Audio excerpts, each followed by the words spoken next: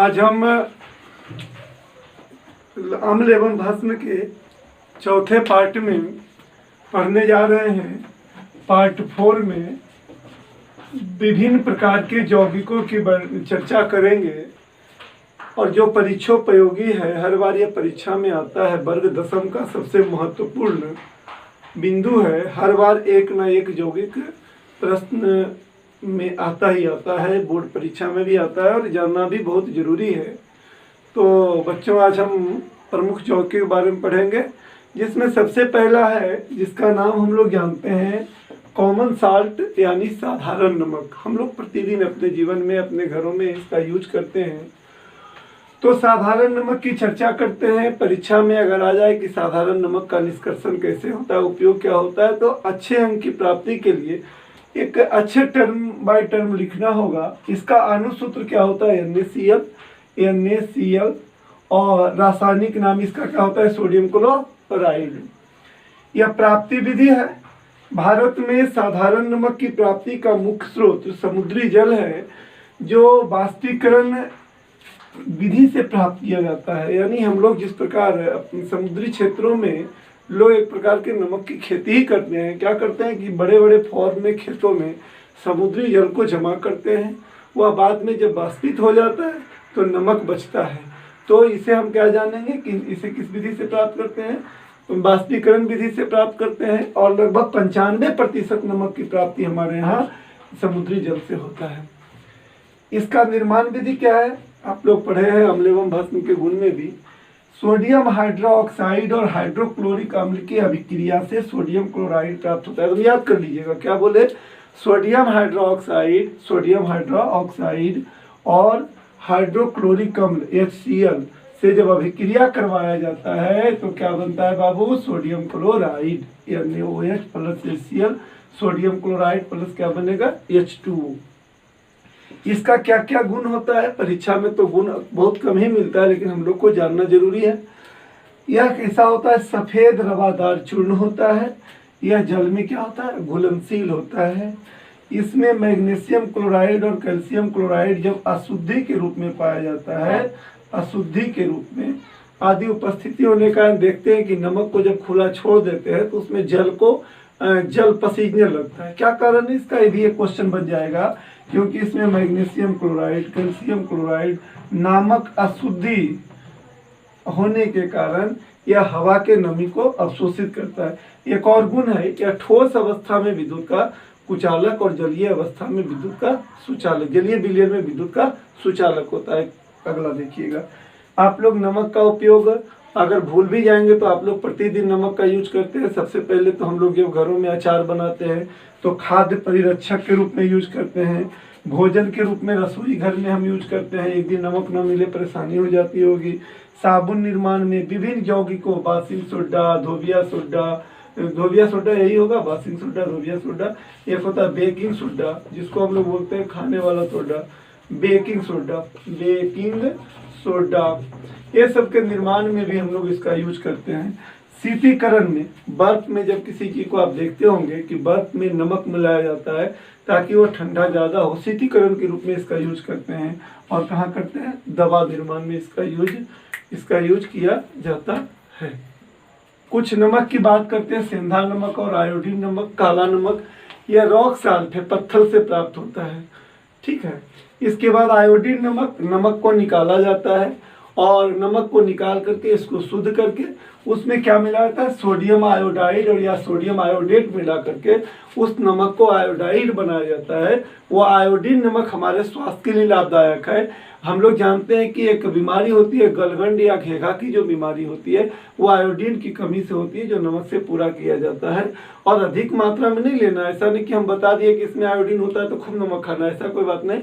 Iodine नमक होता है जो घेघा बीमारी को बचाता है। और गर्भ में पल रहे बच्चों के मानसिक विकास के लिए भी आयोडीन नमक बहुत जरूरी है। आएगा क्वेश्चन, आयोडीन नमक का क्या उपयोग है, तो आप बता सकते हैं कि आयोडीन नमक जो है वो हमारे गलगंड या घेघा बीमारी को रोकने में मदद करता है, क्योंकि हमारे थायराइड ग्रंथि से थायरोक्सिन निकलता है, इसके अधिक स्त्रवन को रोकता है।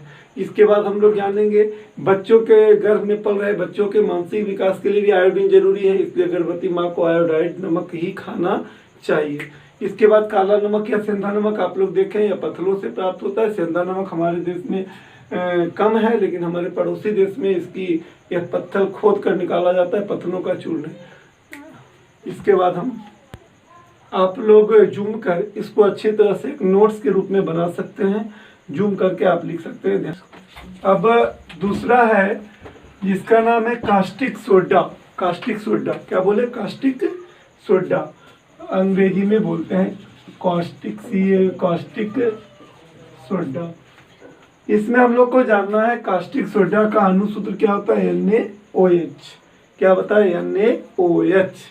और इसका निर्माण विधि क्या है? इसका रासायनिक सूत्र क्या है? Sodium hydra oxide. Sodium hydra oxide याद कर लेना है सबका नाम, एक जगह समेकित सबको लिख लेना है लास्ट में, और लिखवा देंगे हम आपको। इसके बाद इसका निर्माण विधि है क्लोर अल्कली विधि। इसका निर्माण बनाने की विधि देखना है, बनाने की विधि ध्यान से समझिएगा। बनाने की विधि, सोडियम हाइड्रोक्साइड का निर्माण क्लोर अल्कली विधि द्वारा किया जाता है, जिसमें सोडियम क्लोराइड के क्या बोले? फिर से सुनिए, क्या बोले? सोडियम हाइड्रोक्साइड का निर्माण क्लोर अल्कली विधि द्वारा किया जाता है, जिसमें सोडियम क्लोराइड के संतृप्त जलीय विलयन, यानी सोडियम क्लोराइड को जल में घोल देंगे, उसके संतृप्त जलीय विलयन का विद्युत विच्छेदन करवाने पर, क्या बोले? विद्युत विच्छेदन करवाने पर, इलेक्ट्रोलाइटिक प्रोसेस सोडियम कैथोड पर और क्लोरीन एनोड पर अपघटित होता है। क्या बोले? सोडियम कैथोड पर और क्लोरीन एनोड पर अपघटित होता है, तथा सोडियम धातु जल से अभिक्रिया कर सोडियम हाइड्रोक्साइड बनाता है। देखिए, सोडियम क्लोराइड का विद्युत अपघटन करवाया जलीय विलयन का, तो सोडियम कैथोड पर और क्लोरीन एनोड पर। यही जो विच्छेदन की विधि आप देखें, यह विधि क्या कहलाता है? क्लोर अल्कली विधि। क्या कहलाता है? क्लोर अल्कली विधि। अब यही सोडियम देखिएगा जल से अभिक्रिया करेगा। इस रिएक्शन को जरूर लिखिएगा परीक्षा में, तभी आपको नंबर मिलेगा। Sodium Na plus H2O NaOH plus H2, यहाँ पर हम बैलेंस कर दिए। यही आपको क्या मिला? Caustic soda. क्या मिला? कास्टिक सोडा NaOH, और क्या मिला? H2 gas. याद हो गया? क्या बताया फिर से बोलिएगा? सोडियम हाइड्रोक्साइड कास्टिक सोडा का निर्माण क्लोर अल्कली विधि से करते हैं, जिसमें सोडियम हाइड्रोक्साइड के जलीय विलयन का विद्युत अपघटन करवाते हैं, जिसमें सोडियम कैथोड पर, याद हो जाएगा सुनने पर ही, और क्लोरीन एनोड पर जमा होता है। पुनः वह सोडियम जो है वह जल से अभिक्रिया करता है, सोडियम हाइड्रोक्साइड बनाता है। अब इस रिएक्शन को आप देख सकते हैं, सिंपल सा रिएक्शन है। अगर इतना आप नहीं लिख सकते इसको तो कोई बात नहीं है, Na प्लस H2O लिख दीजिएगा, आपका NaOH प्राप्त हो जाएगा, और क्या प्राप्त होगा? H2 प्राप्त हो जाएगा। कहीं किसी को दिक्कत होना नहीं चाहिए। सॉरी, Na प्लस अभी क्या सिखा है? Na प्लस H2O, यहाँ पर NaOH प्राप्त हुआ, और क्या निकला? H2। अब देखिएगा फिर इसका हम आगे चर्चा करते हैं। इसका गुण क्या होता है? यह जो होता है सफेद रवादार चूर्ण होता है। इसकी प्रकृति कैसी होती है? भास्मिक होती है। इसके जलीय विलयन का pH मान क्या होता है? 7 से अधिक। 7 से क्या होता है? अधिक होता है। अब देखिएगा इसका उपयोग कहाँ होता है? साबुन और अपमार्जक बनाने में। साबुन और अपमार्जक बनाने में। फिर इसका निर्माण कहाँ होता है? कागज निर्माण में। क्या होता है? कागज निर्माण में। और कहाँ होता है? प्रयोगशाला में अभिकर्मक के रूप में। प्रयोगशाला में अभिकर्मक अपमार्जक। जो आप लोग डिटर्जेंट देखते हैं उसमें कास्टिक सोडा होता है, यह कपड़े को खराब करता है, लेकिन इसका उपयोग किया जाता है कपड़ों को साफ करने में भी। अब इसमें हम लोग जान गए इतना दूर तक। अब हम देखिएगा हाइड्रोजन का उपयोग की बात करते हैं। हाइड्रोजन और क्लोरीन दो चीज हमको प्राप्त हुआ था। हाइड्रोजन क्या प्राप्त हुआ था? क्लोरीन। तो हाइड्रोजन का यूज कहाँ होता है? वनस्पति तेल का हाइड्रोजनीकरण। वनस्पति तेल का हाइड्रोजनीकरण कर वनस्पति घी बनाने में। मैं जितना बात को बोल रहा हूँ सारे बातों को मैंने आपके बोर्ड पर लिख दिया। अब इसको आप अच्छी तरह से लिखकर याद कर लें, और परीक्षा में आपके लिए बहुत बहुत ही लाभदायक होगा और यही क्वेश्चन लिखने पर नंबर भी आपको अच्छा नंबर प्राप्त होगा। बहुत बड़ा नहीं, बिल्कुल न तो शॉर्ट है न तो बड़ा है, आप लिख सकते हैं। यानी हाइड्रोजन का उपयोग वनस्पति तेल का हाइड्रोजन वनस्पति घी बनाने में होता है। हैबर विधि द्वारा अमोनिया निर्माण में, हैबर विधि द्वारा अमोनिया निर्माण में। अब क्लोरीन का उपयोग कहाँ होता है? कागज कपड़े के विरंजन में, कागज कपड़े के विरंजन में, विरंजक चूर्ण बनाने में, विरंजक चूर्ण बनाने में, कीटाणुनाशक के रूप में, कीटाणुनाशक के रूप में, और जल के शुद्धिकरण में, जल के शुद्धिकरण में। मैं छोटा सा आपको क्वेश्चन बता रहा हूँ। सबसे हल्का गैस कौन है? हाइड्रोजन। सबसे हल्का गैस कौन है? हाइड्रोजन। और क्लोरीन का एक छोटा सा गुण जानिएगा, जब किसी क्लोरीन गैस को किसी फूल पर डाल दिया जाता है तो फूलों का रंग उड़ जाता है। अब आगे देखना है हम लोगों को।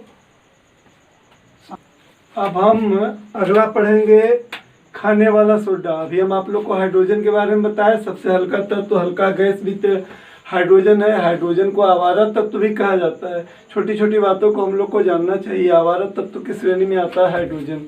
आगे हम लोग देखेंगे खाने वाला सोडा या बेकिंग सोडा।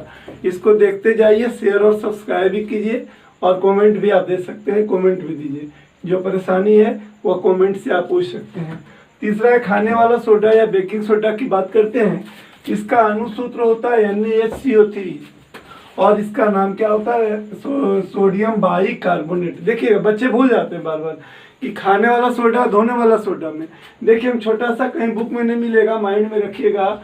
खैबा हम लोग बोलते हैं, खैबा मने खै मने खाना, अबा मने बाइकार्बोनेट, यानी खाने वाला सोडा में बाइकार्बोनेट, सोडियम का बाइकार्बोनेट होगा खैबा, और धोने वाला में कार्बोनेट होगा, सिर्फ कार्बोनेट यानी सोडियम कार्बोनेट। अभी हम बता रहे हैं इसकी निर्माण विधि क्या है?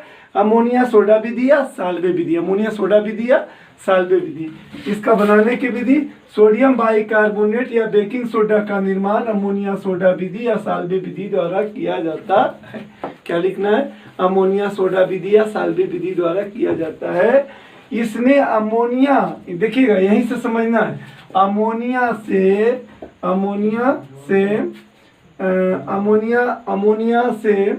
संतृप्त सोडियम क्लोराइड के संतृप्त जलीय विलयन में, संतृप्त सोडियम क्लोराइड के संतृप्त जलीय विलयन में, है न, जलीय विलयन में कार्बन डाइऑक्साइड गैस प्रवाहित करने पर, क्या प्रवाहित करने पर? कार्बन डाइऑक्साइड गैस प्रवाहित करने पर क्या बोले? फिर से देखिएगा, सुनिएगा गौर से।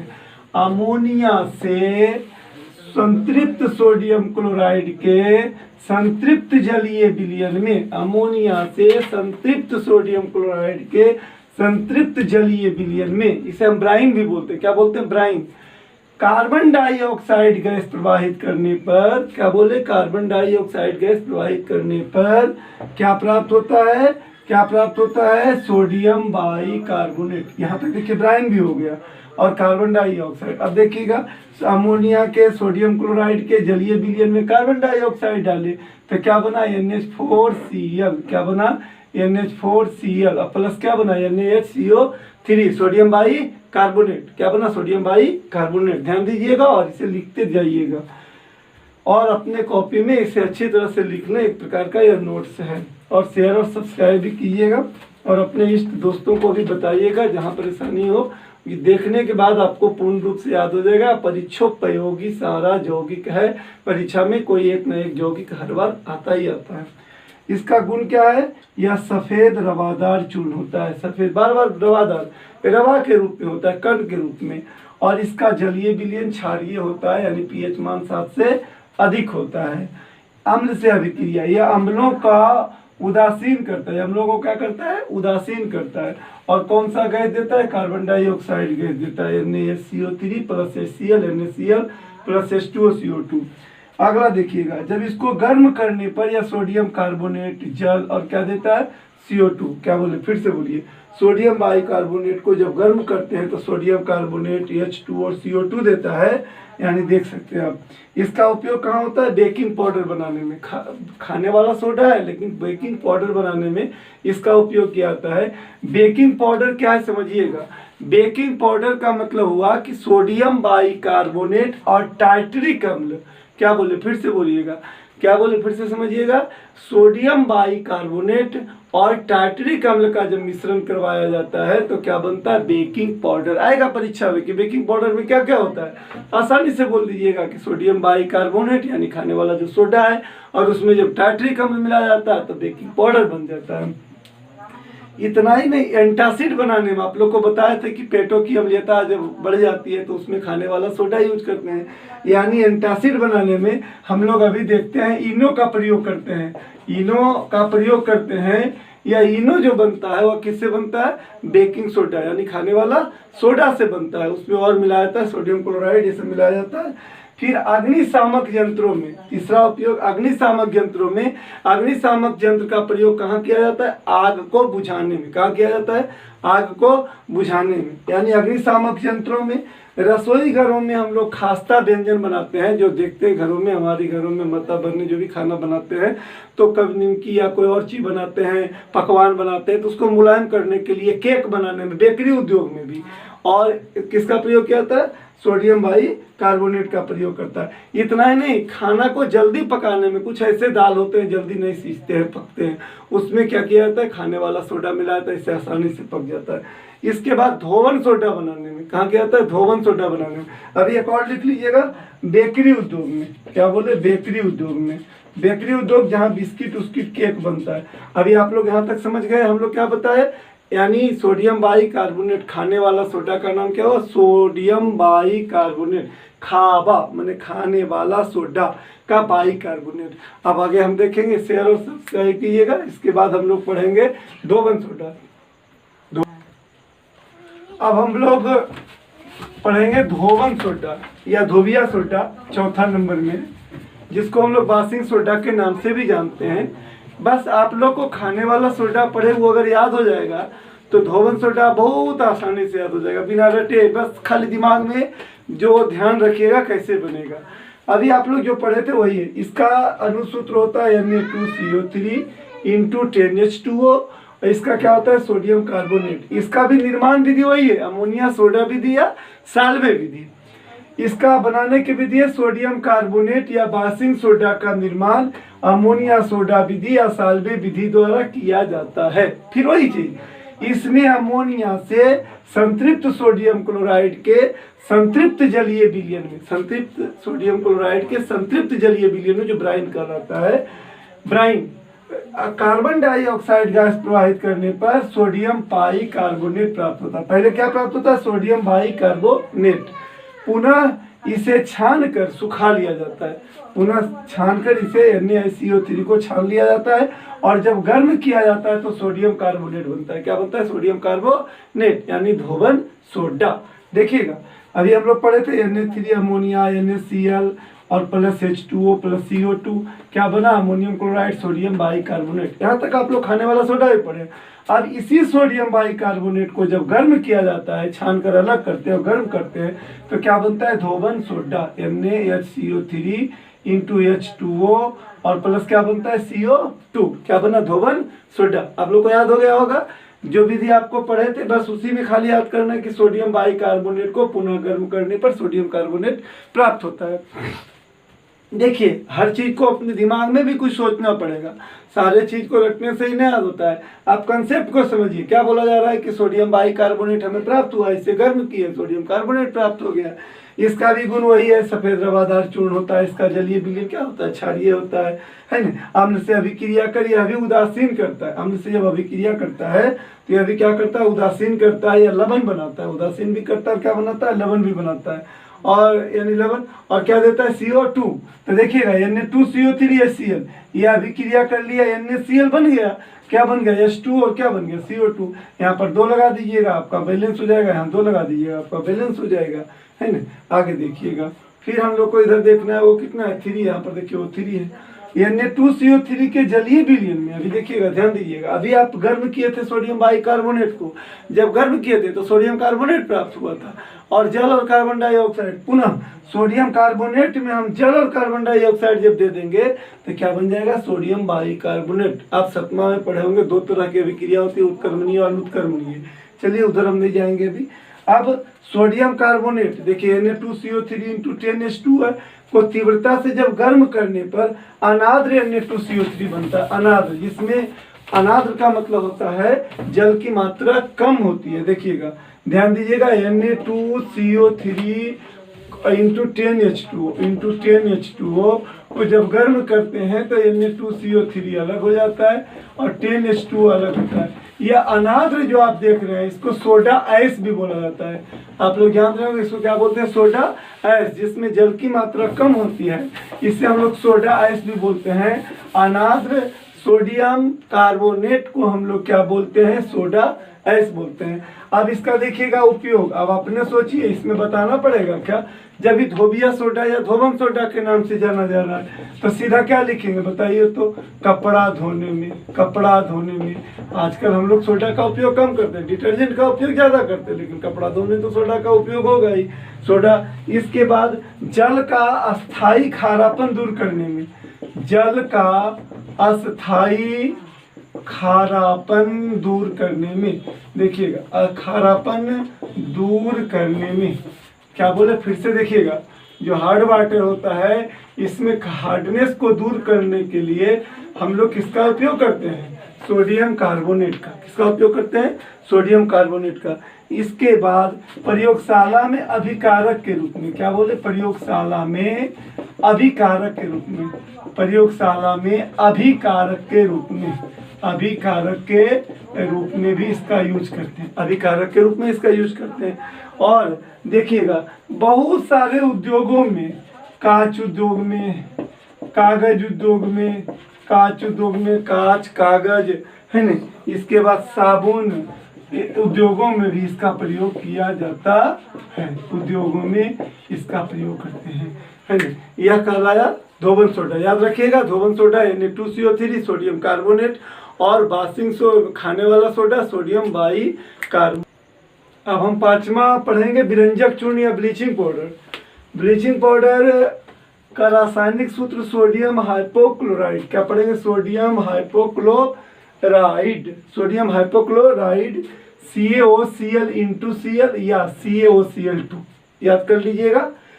इसका निर्माण विधि, शुष्क बुझे हुए चूने यानी CaOH2, शुष्क बुझे हुए चूने को 40 डिग्री सेल्सियस तक तप्त करके यानी गर्म करके, याद रखिएगा, क्या बोलिएगा, शुष्क बुझे हुए चूने को 40 डिग्री सेल्सियस तक गर्म करके उस पर क्लोरीन गैस प्रवाहित करने पर, कौन सा गैस, क्लोरीन गैस, क्या प्रवाहित करने पर, क्लोरीन गैस प्रवाहित करने पर विरंजक चूर्ण प्राप्त होता है। CaOH2 plus Cl2 CaOCl into Cl plus H2, यही विरंजक चूर्ण है। क्या बोले, शुष्क बुझे हुए चूने पर, शुष्क बुझे हुए चूने को 40 डिग्री सेल्सियस ताप पर गर्म करके क्लोरीन गैस प्रवाहित करने पर हमें ब्लीचिंग पाउडर प्राप्त होता है। अब इसका यूज गुण क्या है पहले देखिएगा। यह सफेद रवादार चूर्ण है, इसमें क्लोरीन की गंध होती है। आर्द्र CO2 का प्रभाव, अब देखिएगा, विरंजक चूर्ण CO2 के प्रभाव से क्लोरीन गैस देता है, विरंजक चूर्ण CO2 के प्रभाव से क्लोरीन गैस देता है, कि जब भी देगा तो क्लोरीन गैस ही देगा, किसी से भी अभिक्रिया करे। देखिएगा, विरंजक चूर्ण हो गया और CO2 हो गया, अभिक्रिया करेगा, क्या बनेगा, CaCO3 और क्या बनेगा, Cl2, क्या बनेगा, Cl2। यह कौन सा गैस हुआ, क्लोरीन गैस। अगला है जल से अभिक्रिया। जब यह विलयन में अपघटित होता है यानी जल में जब घुलता है तो सोडियम क्लोराइड और सोडियम हाइपोक्लोराइट देता है। यह देख सकते हैं CaCl2 जब जल में घुलता है तो कैल्शियम हाइपोक्लोराइड और calcium chloride, calcium hypochloride calcium chloride देता है, याद रखिएगा इसको। इतना ही नहीं, ब्लीचिंग पाउडर आप देखते होंगे जो छिड़काव होता है जहाँ तहाँ गंदगी पर, वो ब्लीचिंग पाउडर ही है, जिसमें विशेष प्रकार की गंध होती है। और कौन सी गंध निकलती है, क्लोरीन गैस। अम्ल से जब अभिक्रिया करता है तो यह क्या देता है, अम्ल से अभिक्रिया कर क्लोरीन गैस देता है, CaOCl into Cl plus HCl। और किसी से करवा सकते हैं, अगर यहाँ पर H2SO4 से अभिक्रिया करवाइएगा तो यहाँ क्या बनेगा, CaSO4, क्या बनेगा, CaSO4 H2O plus Cl2, chlorine देगा ही देगा। जब भी देगा तो क्या देगा, क्लोरीन गैस देगा। ध्यान रखिएगा, कौन सा गैस देगा, क्लोरीन गैस देगा। आगे देखिएगा, इसका उपयोग होता है कहाँ, कीटाणुनाशक के रूप में। कीटाणुनाशक के रूप में नालियों में छिड़काव किया जाता है, गंदगी में इसका छिड़काव किया जाता है ना। और यहाँ पर क्या है बता, तो जल के शुद्धिकरण में भी, बड़े बड़े टैंक में पानी के शुद्धिकरण में ब्लीचिंग पाउडर का प्रयोग किया जाता है, बहुत कम मात्रा में। ऐसा नहीं कि बता दिया गया तो आप ले जा करके डाल दीजिएगा। बहुत अल्प मात्रा में इसका उपयोग किया जाता है। कुआं के पानी में बहुत ज़्यादा तो एक सलाई के खोल का कैमा भाग पर डालने पर पानी की शुद्धिकरण होती है, और यह शरीर के लिए बहुत हानिकारक, लेकिन मात्रा अधिक होने पर यह शरीर के लिए हानिकारक होता है। वोमिटिंग आता है, दस्त होने लग जाता है। यह बहुत अल्प मात्रा में उपयोग होता है। असुविधा नहीं देना है। ऐसा नहीं कि बता दिए कि जल की शुद्धिकरण में आप जाकर ज़्यादा मात्रा में डाल दीजिए, ऐसा नहीं करना है। तो कागज और कपड़ों के विरंजन में कुछ ऐसा दाग होता है, जल्दी नहीं छूटता है, तो जो कपड़ा साफ करने वाले होते हैं वह भी क्या करते हैं, ब्लीचिंग पाउडर का उपयोग करते हैं। एक और क्लोरोफॉर्म, क्लोरीन आदि गैस बनाने में भी ब्लीचिंग पाउडर का प्रयोग किया जाता है। अब छठा यौगिक आप लोग को पढ़ना है प्लास्टर ऑफ पेरिस। आप प्लास्टर ऑफ पेरिस सुन रहे होंगे तो बड़ा घबरा गए होंगे कि अब पेरिस कहाँ से आ गया, प्लास्टर कहाँ से। घबराने की बात नहीं। बच्चे क्या करते हैं, प्रश्न में अनाप शनाप लिख देते हैं कि प्लास्टर ऑफ पेरिस को पेरिस में खोजो। ऐसा नहीं लिखना है, आपका नंबर कट जाएगा। प्लास्टर ऑफ पेरिस एक पदार्थ है। आप लोग अपने घरों में देखते होंगे कि जब किसी का गांव घर में हाथ टूट गया होगा तो डॉक्टर एक उजला रंग का पट्टी बांध देता है। उजला जो पट्टी आप देखते हैं बांधा हुआ उजला है, वह जो पाउडर होता है वही प्लास्टर ऑफ पेरिस है। यानी किसका निर्माण पेरिस में, वैसा नहीं लिखना है। प्लास्टर ऑफ पेरिस का रासायनिक नाम, प्लास्टर ऑफ पेरिस का रासायनिक नाम होता है कैल्शियम सल्फेट। क्या होता है बाबू, कैल्शियम सल्फेट। इसका अनुसूत्र होता है CaSO4 × ½ H2O या CaSO4 होल टू H2O। याद रखिएगा, दोनों में दोनों सही है। जो आपको याद करना याद कर लीजिएगा। इसका निर्माण विधि कितना आसान है, गौर से देखिएगा। जिप्सम को 120, याद कर लीजिए, जिप्सम को 120 डिग्री, जिप्सम को 120 डिग्री सेल्सियस ताप पर सावधानी पूर्वक गर्म करने पर क्या बनता है, प्लास्टर ऑफ पेरिस। क्या बनता है, प्लास्टर ऑफ पेरिस। देखिएगा CaSO4 × 2H2O यहाँ देख रही है जिप्सम, यही यहाँ पर ½ H2O हो गया तो प्लास्टर ऑफ पेरिस हो गया, या होल 2H2O हो गया तो प्लास्टर ऑफ पेरिस हो गया। ध्यान दीजिएगा, थोड़ा सा डिफरेंस है। यानी जिप्सम को जब गर्म करते हैं 120 डिग्री सेल्सियस ताप पर, और क्या बनता है बताइए, तो plaster of Paris. Plaster of Paris है जब। याद हो गया आप लोग को, क्या बोले, फिर से बोलिए, क्या बोले, जिप्सम को 120 डिग्री सेल्सियस ताप पर गर्म करने पर, सावधानी पूर्वक गर्म करने पर क्या बनता है, प्लास्टर ऑफ पेरिस। याद हो गया सबको। अब देखिएगा, यह कैसा चूर्ण है, सफेद रवादार चूर्ण है। जल में, जैसे ही जल में मिलता है ये फिर कठोर हो जाता है। जब खुला है तो क्या है बताइए, तो पाउडर के रूप में, लेकिन जैसे ही जल से मिलता है कठोर हो जाता है। यह मिश्रित होने के फलस्वरूप तप्त होकर जिप्सम में बदल जाता है। देखिए उल्टा होता है जस्ट। इसका उपयोग कहाँ होता है, हाथ टूटने पर, शल्य चिकित्सा में, टूटी हड्डियों पर पट्टी बांधने में, सांचे और मूर्ति के निर्माण में, मूर्ति के निर्माण में भी होता है। दीवारों पर सीमेंट जैसा प्लास्टर अर्थात पुट्टी करने में, घरों को सजाने में भी प्लास्टर ऑफ पेरिस का प्रयोग करता है। ध्यान से देखिएगा, नोट करते जाइएगा, शेयर सब्सक्राइब कीजिएगा, अपने इष्ट मित्रों को भी बताइए। और प्रयोगशाला में दीवार से आने वाले प्रकाश के छिद्रों को बंद करने में, आप लोग अपने घरों में कांटी ठोकते हैं तो उसका छिद्र हो जाता है, उसको भी बंद करने में प्लास्टर ऑफ पेरिस का प्रयोग किया जाता है। 2 क्वेश्चन हम लोग को देखना है। उत्फुलन क्या है, उत्फुलन क्या है, प्रस्वेद लवण क्या है। रवाकरण के जल से युक्त कुछ लवणों के रवों को वायु में जब खुला छोड़ दिया जाता है तो जल के अणु को खो देने की प्रवृत्ति होती है। जल के अणु को खो देता है, यह क्रिया उत्फुलन कहलाता है। क्या बताए कि रवाकरण के जल, जब कुछ ऐसे भी पदार्थ होते हैं जिसमें जल की मात्रा होती है, जब उसको खुला हवा में छोड़ देते हैं तो जल अपने आप क्या होता है, खत्म हो जाता है। जल को खो देने की प्रवृत्ति होती है। यह जल को खो देने की जो प्रवृत्ति होती है, क्रिया क्या कहलाता है, उत्फुलन। जैसे अभी देखिएगा Na2CO3 में 10 H2O है। अब इसको जब खुला छोड़ देते हैं तो अपने आप जल क्या होता है, एब्जॉर्ब हो जाता है, माने खत्म हो जाता है। यह प्रक्रिया क्या कहलाता है, उत्फुलन। एक है प्रस्वेद लवण। क्या है, कुछ लवणों में जल के लिए अत्यधिक प्रीति होती है, उनको जल को खींचने की प्रकृति होती है, और जलवाष्प को अवशोषित कर, माने जलवाष्प को वायुमंडल में जो जलवाष्प उसको अवशोषित कर क्या करता है, पसीजने लगता है। इस प्रकार के लवण को ही हम लोग क्या बोलते हैं, प्रस्वेद लवण कहते हैं। क्या कहते हैं, प्रस्वेद लवण। जैसे आर्द्र कैल्शियम क्लोराइड, आर्द्र कैल्शियम क्लोराइड, आर्द्र मैग्नीशियम क्लोराइड की बात करेंगे। अब हम आप लोगों को अम्ल एवं भाषण पढ़ा दिए। इसके बाद मेरा नेक्स्ट जो क्लास होगा पार्टिकुलर हर चैप्टर का ऑब्जेक्टिव। इसके बाद मेरा जो पार्ट 5 आएगा आपको अम्ल एवं भस्म का, उसमें सारा ऑब्जेक्टिव होगा, जो कि परीक्षोपयोगी होगा। इसे आप लोग देखना ना भूलेंगे। 1-2 दिन में हम इसको बनाएंगे। धन्यवाद।